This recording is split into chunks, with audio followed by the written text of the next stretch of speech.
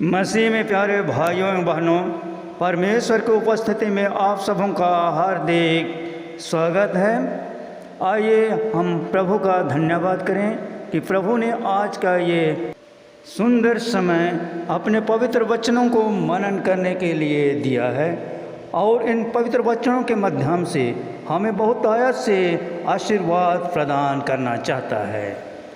आइए इन आशीषों को प्राप्त करने के लिए हम आज भजन संहिता 23 का पद संख्या 1 से 6 का मनन करते हैं। भजन संहिता अध्याय 23 बाइबल में सबसे ज़्यादा प्रचलित भजनों में से एक है। इसे सभी देशों में याद किया जाता है और दोहराया जाता है। यह सार्वभौमिक भजन है, मुख्य भजन है। इसे भजनों का मोती भी कहा जाता है। आइए आज हम भजन संहिता 23 के प्रत्येक पद का गहराई से मनन करेंगे। भजन संहिता 23 के पहला पद में वचन इस प्रकार लिखा हुआ है, यहोवा मेरा चरवाहा है, मुझे कोई घाटी नहीं होगी। भजन संहिता 23 को केवल एक चरवाही लिख सकता था। भजन संहिता 23 का पहला पद में भजनकर यह बताने का प्रयास कर रहा है कि यहोवा हमारा चरवाहा है और हम उसकी भेड़ें हैं। इसलिए भजनकार दाऊद ने कहा, यहोवा मेरा चरवाहा है, मुझे कुछ घाटी नहीं होगी। पूर्वी देशों में चरवाहा अपने झुंड के आगे आगे चलता है, वह उनका अगुवाई करता है। भेड़ें उसकी आवाज़ पहचानती हैं, अर्थात जिस झुंड की वह अगुवाई करता है उस झुंड के लोग उन्हें पहचानते हैं और उसका अनुसरण करते हैं। इसलिए इस सुंदर भजन में भेड़ें प्रभु का झुंड वे हैं जो उसका अनुसरण करते हैं। जैसा कि हम यूहन्ना अध्याय 10 के 27 में पढ़ते हैं, जहाँ यीशु ने कहा, मेरी भेड़ें मेरी आवाज़ सुनती हैं और मैं उन्हें जानता हूँ और वे मेरे पीछे पीछे चलती हैं। अगर हम परमेश्वर के बच्चे हैं तो हम भजन संहिता 23 को दोहरा सकते हैं और जान सकते हैं यह हमारा है और हमारे लिए लिखा गया है। सभी मसीही विश्वासी कह सकते हैं कि हम उसके लोग हैं और उसकी चरागाह की भेड़ें हैं। भजन संहिता अध्याय 100 के 3 पद में लिखा हुआ है, निश्चय जनों की यहोवा ही परमेश्वर है, उसी ने हमको बनाया और हम सभी उसी के हैं। हम उसकी प्रजा हैं और उसकी चराई की भेड़ें हैं। हम वास्तविक रूप से प्रभु के झुंड के नहीं हैं। हम अनाथ हैं और हमें सच्चे चरवाहे के झुंड में लाया जाना चाहिए। हम अनाथ थे, हम परमेश्वर के झुंड के सदस्य नहीं थे, परंतु उसके मेमना द्वारा हम उसकी धार्मिकता के वस्त्र पहन लेते हैं और सच्चे झुंड में प्रवेश करने में सक्षम हो जाते हैं। हमारा उद्धारकर्ता न केवल मेमना है, वह चरवाहा भी है। यूहन्ना अध्याय 10 के 11वें पद में हम पाते हैं कि अच्छा चरवाहा अपने भेड़ों के लिए अपना जीवन देता है। भजन संहिता 23 के प्रथम 4 पदों में अपने झुंड का नेतृत्व करने वाले दिव्य चरवाहे का चित्र भरा पड़ा है। इन पदों में एक प्रकार की दोहरी प्रगति है जो अतीत में उसकी देखभाल की स्मृतियों से उत्पन्न होती है। हमारे लिए परमेश्वर की वर्तमान देखभाल की अनुभव और भविष्य के लिए हमारी आशा है। दूसरे शब्दों में जो था, जो है और जो रहेगा। इन 4 वचनों में चित्र का दूसरा भाग उन विभिन्न तरीकों को दर्शाता है जिनका उपयोग परमेश्वर अपने झुंड का नेतृत्व करने में करता है। या हम कह सकते हैं कि विभिन्न क्षेत्रों का वर्णन क्रम से किया गया है जिसके माध्यम से वह उसका नेतृत्व करता है। और वे 3 हैं, विश्राम, काम और दुख। अजीब बात यह है कि विश्राम अतीत में है, वर्तमान में काम और दुख या छाया की घाटी जो अभी भी आने वाली है। भजन संहिता 23 के दूसरे पद में वचन कहता है, वह मुझे हरी हरी चराइयों में बैठाता है, वह मुझे सुखदायी झरने के पास ले चलता है। भजन कर विश्राम और ताजगी को सबसे पहले रखता है, क्योंकि परमेश्वर अक्सर हमारे साथ इसी तरह व्यवहार करता है। उसकी आशीषें सालों तक बनी रहती है। जब हम जीवन पर नज़र डालते हैं तो पाते हैं कि परीक्षाएं उसके प्रेम से भरी हैं। जैसे भजन संहिता 30 का 5वां पद कहता है, क्योंकि उसका क्रोध तो क्षण भर का होता है, परंतु उसकी प्रसन्नता जीवन भर की होती है। कदाचित रात को रोना पड़े, परंतु सवेरे आनंद पहुँचेगा। जब तक दोषी विवेक का बोझ नहीं हटता, तब तक कोई भी व्यक्ति मन और हृदय में शांति नहीं पा सकता। लेकिन परमेश्वर पापों को क्षमा करके परेशान आत्मा को चंगा करता है। उसके साथ आध्यात्मिक संवाद में भूखे हृदय को तृप्ति का भोजन मिलता है। यह परमेश्वर के वचन से तृप्त होता है और प्यासी आत्मा शीतल शांत जल से गहराई से पीती हैं। और इन आशीषों के द्वारा जिनकी ओर महान चरवाहा हमें ले जाता है, हम पाते हैं कि हमारी आत्माएं पुनः स्थापित हो गई हैं। प्राकृतिक जीवन में स्फूर्ति आ गई है, आध्यात्मिक जीवन का पुनर्जन्म हुआ है। भजन संहिता 23 का 3 पद में यूँ लिखा हुआ है, वह मेरे जी में जी ले आता है, धर्म के मार्ग में वह अपने नाम के निमित्त मेरी अगुवाई करता है। फिर से बहाल की गई आत्मा को उसके जीवन के लिए परमेश्वर की योजना के दूसरे चरण में ले जाया जाता है। वह अपने नाम के निमित्त मुझे धर्म के मार्ग पर ले चलता है, अर्थात परमेश्वर हमें काम में अपनी सेवा में ले चलता है। हरी चरागाहों में विश्राम और शांत जल के किनारे ताजगी हमें काम के लिए तैयार करती है। सुसमाचार योजना में काम पहले नहीं बल्कि विश्राम के बाद होते हैं। आत्मा की बहाली पहले आती है, फिर धार्मिकता के काम। हम अपने कामों से नहीं बचाए जाते हैं, बल्कि हम इसलिए काम करते हैं क्योंकि हम बचाए गए हैं। हम कामों से नहीं बल्कि कामों के लिए नियोजित ठहराए जाते हैं। जैसा कि पौलुस प्रेरित इफिसियों अध्याय 2 के 10 में कहता है, हम उसके बनाए हुए हैं और मसीह यीशु में उन भले कामों के लिए सृजे गए हैं जिन्हें परमेश्वर ने पहले से ठहराया कि हम उनमें चलें।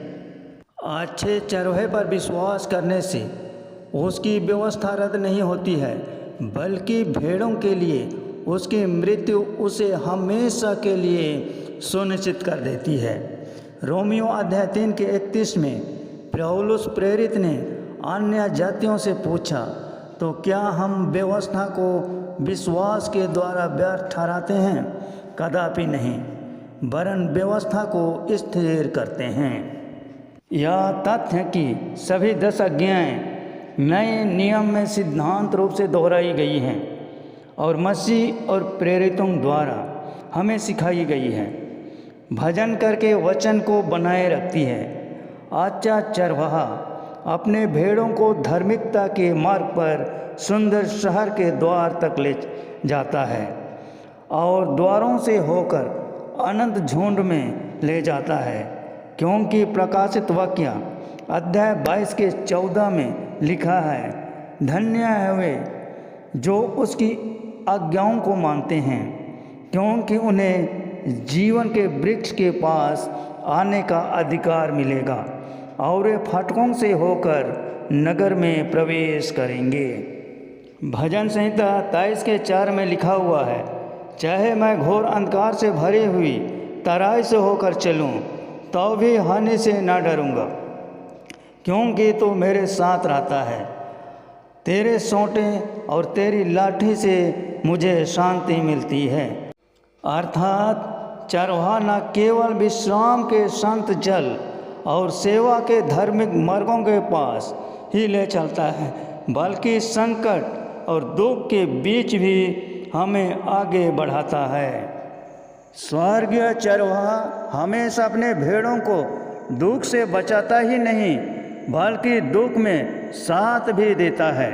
जब बेबीलोन में 3 युवकों ने अपने विवेक के कारण खुद को आग में पाया, तो चौथे का रूप उनके साथ आग की लपटों में चला। जब पौलुस प्रेरित नीरो के सामने खड़ा हुआ तो वह अकेला नहीं था। दूसरा थिमोथियुस अध्याय 4 के 16 से 17 में वह कहता है, मेरे पहले उत्तर पर कोई मेरे साथ खड़ा नहीं हुआ, बल्कि सभी ने छोड़ दिया। फिर भी प्रभु मेरे साथ खड़ा रहा और मुझे मजबूत किया। इसलिए दोस्तों, भविष्य के बारे में हमें चिंता नहीं करनी चाहिए, चाहे जो भी हो। यूहन्ना 14:1 में यीशु कहता है, तुम्हारा मन व्याकुल न हो, परमेश्वर पर विश्वास रखते हो, मुझ पर भी विश्वास रखो। इसी तरह यूहन्ना 14 के 27 में यीशु फिर से कहता है, मैं तुम्हें शांति दिए जाता हूँ, जैसे संसार देता है मैं तुम्हें नहीं देता। तुम्हारा मन न घबराए और न डरे। हमारा मार्ग चाहे जितना भी उज्जवल क्यों ना हो, रास्ते में कहीं न कहीं शायद अगले मोड़ के आसपास मनुष्य से डरने वाली छाया बैठी है। हम सबसे गहरी, सबसे अंधेरी घाटी में आ सकते हैं, मृत्यु की छाया की घाटी में, लेकिन वहाँ भी चरवाहा हमारे साथ है और हमें किसी बुराई से डरने की आवश्यकता नहीं है। उसकी छाड़ी और उसकी लाठी हमें दिलासा देती है। उसका नियम और सुसमाचार हमारे सुधार और समर्थन में योगदान देता है, जैसा कि रोमियो अध्याय 8 के 28 में लिखा है। और हम जानते हैं कि जो लोग परमेश्वर से प्रेम रखते हैं उनके लिए सब बातें मिलकर भलाई ही को उत्पन्न करती हैं, अर्थात उन्हीं के लिए जो उसकी इच्छा के अनुसार बुलाए हुए हैं। भजन संहिता 23 के 5वें और 6वें वचन में लिखा है, तू मेरे सताने वालों के सामने मेरे लिए मेज बिछाता है, तूने मेरे सिर पर तेल माला है, मेरा कटोरा उमड़ रहा है। निश्चय भलाई और करुणा जीवन भर मेरे साथ बनी रहेगी और मैं यहोवा के धाम में सर्वदा वास करूँगा। हमें याद रखना चाहिए कि यहाँ भेड़े मनुष्य हैं। वे इस दुनिया में और आने वाले समय में प्रभु की मेज के इर्द गिर्द इकट्ठा होंगे। आइए हम इन शब्दों पर ध्यान दें। तू मेरे सामने मेज तैयार करता है। प्रभु इसे तैयार करता है, यह उसका है, लेकिन यह हमारे लिए है। पहला कुरिन्थियों 11:26 में लिखा है, जब कभी तुम यह रोटी खाते हो और इस कटोरे में से पीते हो तो प्रभु की मृत्यु को जब तक वह ना आए प्रचार करते हो। चरवाहा हमारे शत्रुओं की उपस्थिति में हमारी सभी ज़रूरतों को पूरा करता है। अब यह आराम या काम से बढ़कर है, यह संघर्ष है। वह इस दुनिया में हमारे लिए भोजन उपलब्ध कराता है। यह जंगल का भोजन है, इसके वादे का मन्ना और चट्टान से पानी। हम इसे वैसे ही खाते हैं जैसे इस्राएलियों ने जल्दबाजी में हाथ में लाठी लेकर और आगे बढ़ने के लिए तैयार होकर खाया था। लेकिन वह दिन आ रहा है जब अच्छा चरवाहा हमें अपने राज में महान भोज के लिए बुलाएगा। तब हम तीर्थयात्री पोशाक और तलवार को अलग रख देंगे और हम सही वस्त्र पहनेंगे और उसके साथ बैठेंगे और सभी दुश्मन हमेशा के लिए चले जाएंगे। प्रकाशित वाक्य अध्याय 7 के 16 से 17 में उस धन्य अवस्था की तस्वीर दी गई है कि वे फिर भूखे नहीं रहेंगे, न प्यासे रहेंगे, न उन पर सूरज का प्रकाश, न कोई गर्मी पड़ेगी, क्योंकि मेमना जो सिंहासन के बीच है उन्हें खिलाएगा और उन्हें जीवन के जल के झरनों के पास ले जाएगा, और परमेश्वर उसकी आँखों से सब आंसू पोंछ देगा। बाइबल के समय में दावतों में प्रतिष्ठित मेहमानों के सिर पर सुगंधित तेल लगाया जाता था।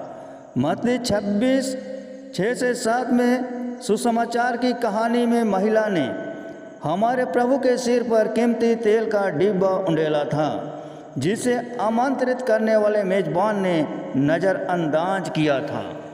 इसी तरह प्रभु के चरागाह की भेड़ों को भी तेल से अभिषिक्त होना चाहिए। हम अगले पद में देखते हैं कि प्याला भर गया है यहाँ, और उसके बाद परमेश्वर का आशीर्वाद उससे कहीं ज़्यादा है जिसे हम प्राप्त कर सकते हैं।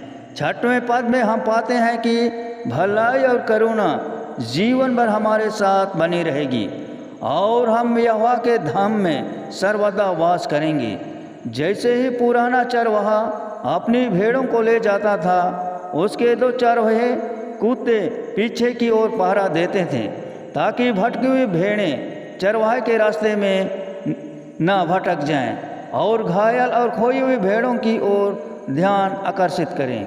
इसलिए जीवन भर परमेश्वर के 2 स्वर्गदूतों की तरह भलाई और दया हमारा पीछा करेगी और हमारे चारों ओर डेरा डालेगी। तब हम प्रभु के घर में सदा वास करेंगे। हमारे उद्धारकर्ता प्रभु यीशु मसीह इन वचनों पर हमें बहुतायत से आशीष प्रदान करें। दोस्तों, यह शुभ संदेश आप सबों को कैसा लगा? अच्छा लगा तो इस वीडियो को अधिक से अधिक अपने दोस्तों को शेयर करें, लाइक करें और चैनल को सब्सक्राइब जरूर कर दें। धन्यवाद।